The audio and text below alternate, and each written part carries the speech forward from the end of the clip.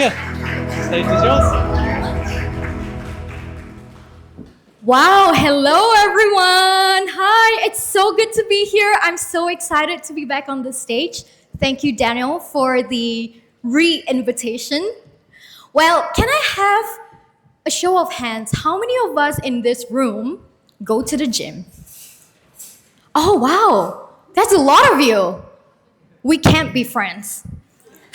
I don't go to the gym. It is the most boring thing on earth for me. But I'm glad that you do. Now, how many of you don't go to the gym like me? Okay, cool. We can form a little WhatsApp group later. Yeah? Sorry? To the where? Oh my gosh, see, I don't even know that. Well, I ask you this because I want to know, for those of you who raised your hand up to say you go to the gym, why do you go to the gym? Just shout out from where you are. Why do you go to the gym every single day? It's not easy, it's tough. And in my perspective, it's super boring. There are so many other fun things you could do, like surf, watch Netflix, have ice cream. So why do you go to the gym? Six packs, okay? 8 packs. Discipline, energy. What else? Huh? Okay, we have a lot of great answers. Yes, long-term health. You're thinking about something. There is a goal. There is something that you want to progress at. There's something you want to get good at. Now then, I was thinking, why is it that us as entrepreneurs, as digital nomads, as founders, as business owners, if we want to go get good at sales, why is it that we don't have a place to go to? If you want to get fit, you want to get 8 packs, you're thinking about your long-term health, you want to meet someone, you go to the gym, you go to the bar, there's a place that you could go to. If you want to get good at driving, you go learn driving, you go take driving classes from an instructor, right? Except in Bali, that's a different thing. You just get on the scooter and go. But when you want to get good at something, there is a place for you to go to. But for sales, where do we go to get good at sales? Have we thought about that? So that's what made me start my community. I call it a sales gym because it's something that we show up consistently every single day to do repeatedly again and again and again until we get good at it. So that's what we're going to be unpacking today. Because I keep hearing, oh, I'm afraid to charge, the prices that I actually want. Or I take on projects that I don't even want to in the first place because the client, I'm getting lowballed here. I'm being undervalued by this client, but then I want to please them. In that moment, I'm anxious on the sales call and I drop my prices. I should have charged this, but I ended up charging that. And now I resent myself and I resent the client and I hate the project. But we didn't choose to be entrepreneurs. We didn't choose to be founders, to leave our homes, to leave our 9-to-5s, to come here to undervalue ourselves. We could have stuck with the security that a 9-to-5 job can give us. But we chose to put that aside. We left that life behind and we came here not to undervalue or undercharge yourself, not to please your clients, people please, and end up in projects that you don't even feel for, that doesn't even light you up. So, think about the greatest of all time. I'm talking about Olympians, athletes, maybe superstars and singers like Adele, like David Beckham. Someone that you look up to, someone that you admire, or maybe someone that you hope to become. Can you give me some names? Beyonce? Yeah, girl. Go for it. Who else? Who else do you look up to? Sarah Blakely, the founder of Spanx. Yeah, how she built this multi-million business from scratch, from zero, bootstrapping everything. Who else do we have? Who do you look up to? The greatest of all time. Oprah. Justin Bieber, anyone? No, I had a face. But what do all these, yeah? Hailey Bieber, oh yeah, for sure. So what do all these people have in common? The greatest of all time. We know their names. We know what they're good for. They are the best in the industry for what they're known for. What do they all have in common? They have put in so much effort, sweat, tears, their time, and even invested in hiring coaches, instructors to get to where they are today. None of them got there without years or even decades of practice. So if Olympians at the greatest of all time have put in so much effort to get good, to get on stage, how is it that we as entrepreneurs judge ourselves for being bad at sales when we have never been given a roadmap to be good at it? How is it that we don't give ourselves the grace to practice and be good at it? I'm on a mission to bring 10,000 people with me to be making 10K months consistently. I'm not gonna get you to 10K months for 1 month, like, oh yeah, we hit that, and then it drops. And all of these actually has a system behind it so that we can step out a little bit more from the subjective, ruminating, and step more into what can I do today to get closer to my goal. I started sales when I was 7. So after school, 2 things would happen. Either I would take the school bus, or if my granddad was available, he would come and pick me up and we would walk home. So if he came to pick me up, we would walk by this little store in Singapore. We call it a mama shop.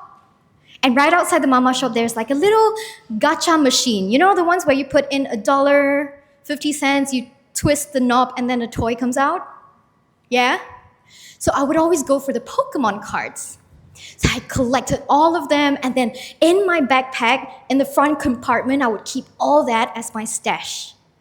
So if he didn't pick me up, I would take the school bus, and I would sit all the way at the back of the school bus. And once the bus starts moving, I take them out, and I would go like, I have the latest limited edition Pokemon cards. Who wants them? And then you'll see all the little hits pop up from the back of the seat, and you're like, oh my God, what is it? What is it that you have? And then I would start an auction war. 50 cents? You want it? Is the latest limited edition $1, $1.50, $2? And I would sell it to the highest bidder. Was it a good business, guys? What was my profit margin? 100%. It was grandfather's money. You wish you were an investor. So that was where my sales journey started. Started at the age of 7, just trading and selling cards, selling candies, different things in the back of the school bus. And of course, I went to school like everyone else. But somehow during school holidays, I would always gravitate to part-time jobs that were always in sales roles. So I have spent 14 years in the sales industry, from selling at retail stores, cosmetic, makeup, to going to exhibitions, selling electronics, IT products that I had no clue about, and starting my own businesses. So I'm now a 3 times founder of multiple 6-figure businesses. And in the past 14 years in sales, I can distill everything that I have learned to one thing. Every success that I had started with this one thing. And that was my belief. What do I mean by that? I want to tell you a story about how I changed a belief that I held on so tightly to for 27 years, and how I changed this core, deep-seated belief that I had in just 2 hours. So I grew up always scared of the water. I'm naturally an anxious person, so just the thought of being in the ocean would scare me, okay? My heart rate would start going up. The thought of being in a pool where my feet can't touch the ground, oh my gosh, who relates to that? Oh, okay, only a couple of you. You guys are strong swimmers here. Okay. It was so bad that even going under the shower with the rain shower, and I had to put my face under the shower, that would increase my heart rate. That was how much fear I had with water. But then I moved to Bali, beautiful Bali, where we're surrounded by the most beautiful beaches, and some of the best surf spots in the world, right? I moved to Kadungu and I was living in a villa that was looking towards the ocean. And every morning I would wake up, look at this beautiful ocean, but understand nothing about it. So one day I had this thought, like, I have been so afraid of swimming, of surfing. Is there something I can do to change this? I'm a little cuckoo. I'm like, I love to do things that I fear. So with that thought, the next day, I went for a surf class. My only goal from that surf class was to survive. Dream big, they say, yeah? I dreamt big. And gosh, 2 hours later, when I walked out of the ocean with my instructor,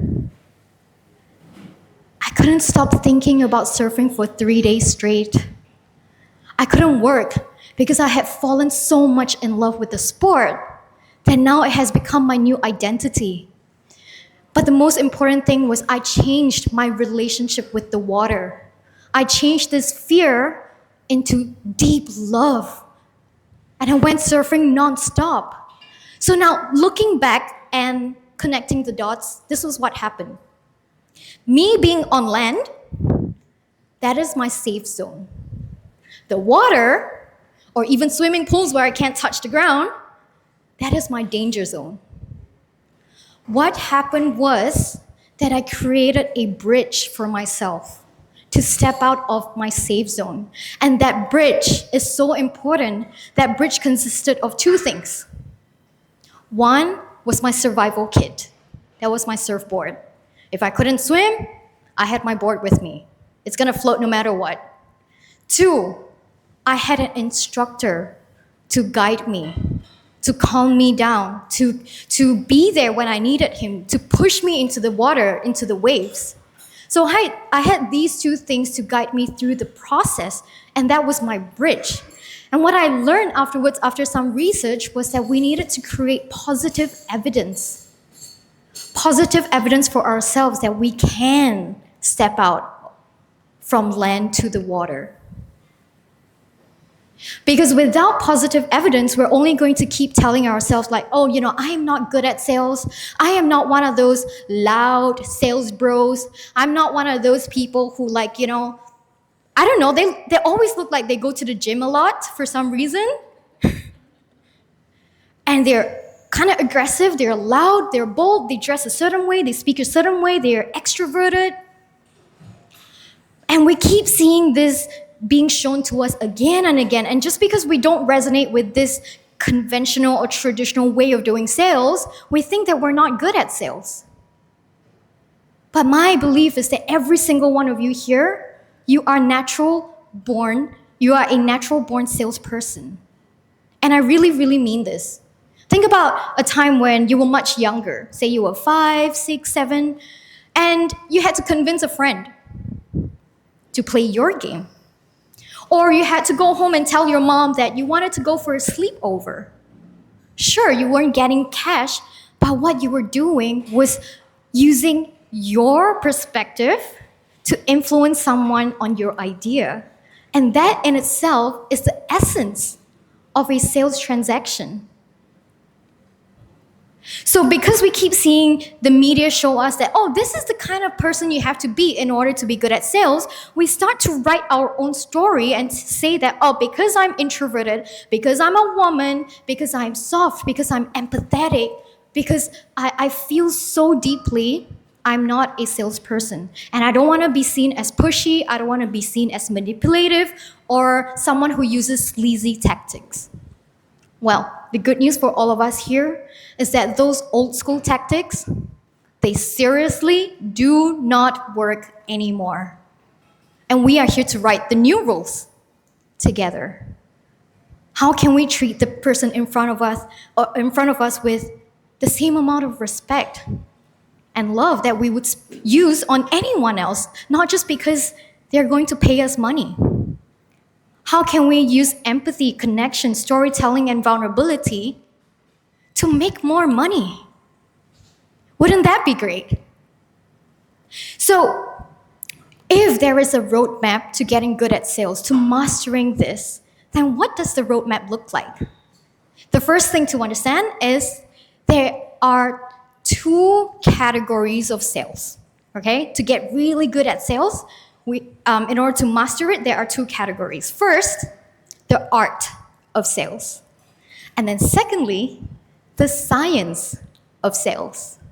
Now, I would like you to guess what do you think I mean by the art of sales? What is the art of sales? Any wild guesses? Art? Huh? Persuasion, okay. We're getting there. What else? What is the art of sales? Creation, connection, Self-expression. self-expression. I love that. Yes. So the art, think about it as the feminine energy. Connection, empathy, emotional understanding, using stories to connect, being able to read between the lines, because sometimes when prospects tell us they want A, actually they want B. So it's using your heart to connect with someone. Now, if that is the art, then what is the science? What is the science of sales? Psychology? Structure.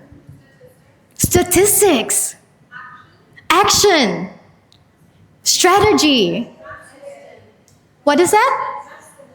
Masculine, exactly. So art is the feminine and science is the masculine. Structure, strategy, roadmap, frameworks, setting up your funnels.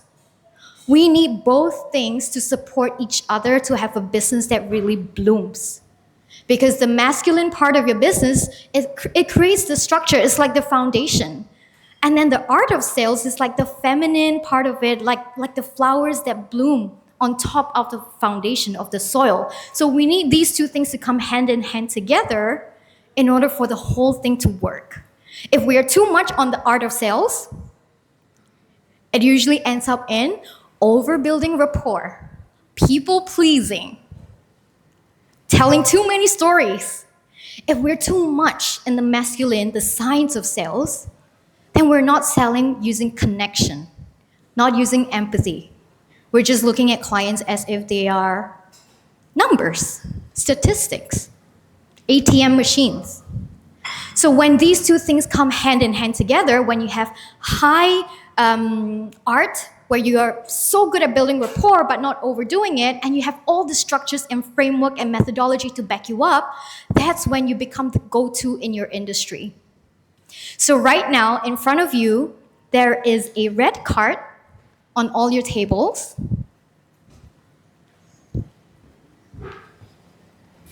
It says pizza inside. Do not open yet.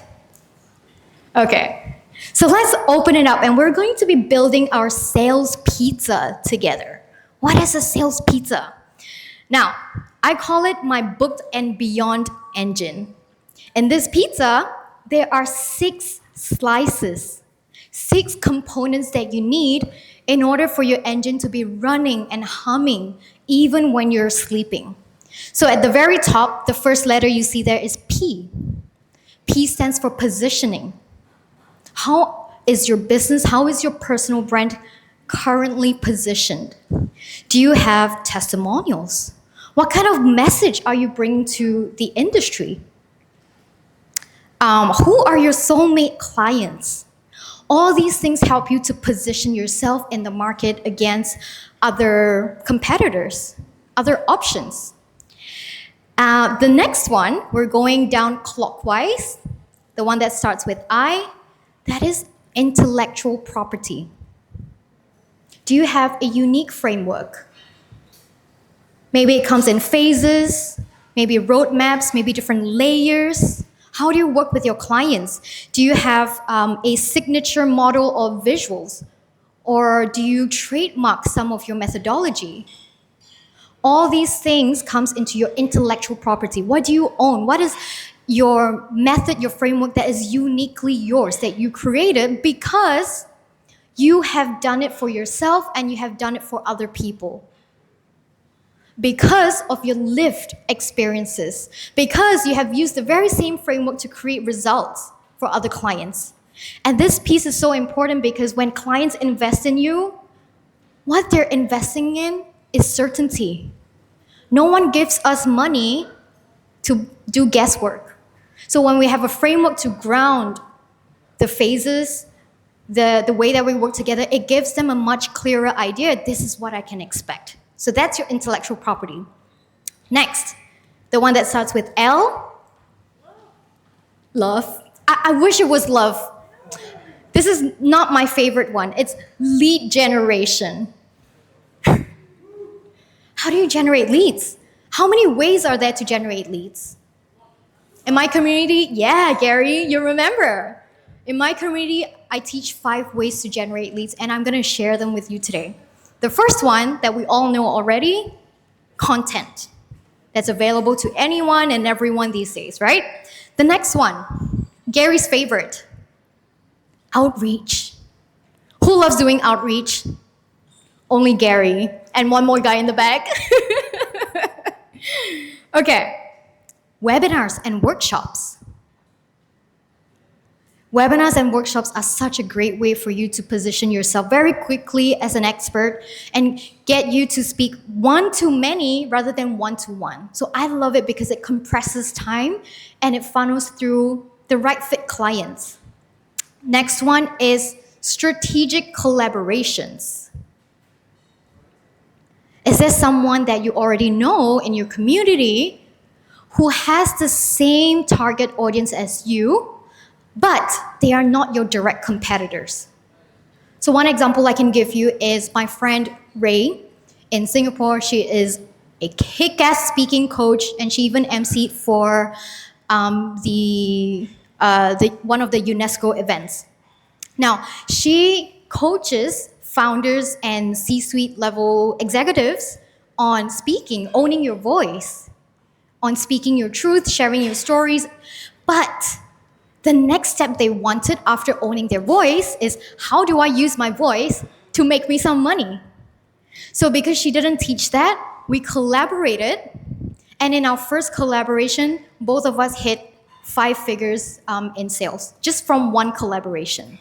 So I really recommend all of you to go back home tonight and identify who is someone in your community, someone that you think you could reach out to, that you could also benefit their audience, and at the same time, they could benefit your audience. So that's how we do exchanges. That's how we make sure that collabs are a win-win for everybody. The final one would be paid ads. Paid ads is something that we do only when your funnel is working.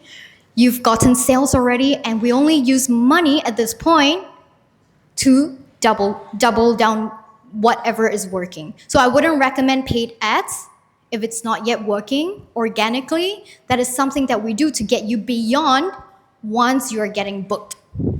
All right, the one at the bottom that starts with O, that is your offers. Do you have an offer suite that goes from low ticket, mid ticket to high ticket? Do you have a power offer? What I mean by power offer is, do you have offers that are so good in value and so irresistible that it makes it stupid for them to say no to? I want to call something out here that I hear very often in Bali. Let's say there's a spiritual coach and they have a 60-minute reading. So I'm like, okay, so what do you offer? I do 60-minute readings with, your angels, and the price is $100. Okay, I mean, it's an offer, but it doesn't excite any of you, right? So we run through every offer through the power framework so that every offer answers 3 questions. Why this offer? Why should I buy from you? Why you? And finally, why now? Every single offer that we put out there has to answer these 3 questions to inspire people to act. Why this? Why you? And why now? The next one that starts with F, funnels. Do you have a funnel in your business? Do you know what funnels are? Or do you think that funnels are manipulative? It's not authentic? Because I've heard that many times, and I used to think that too. Like, why do I need a funnel? I just want clients to come to me organically. Who has thought that? I just want people to find me organically. Why should I sell to them? Why should I funnel them? Why should I nurture them?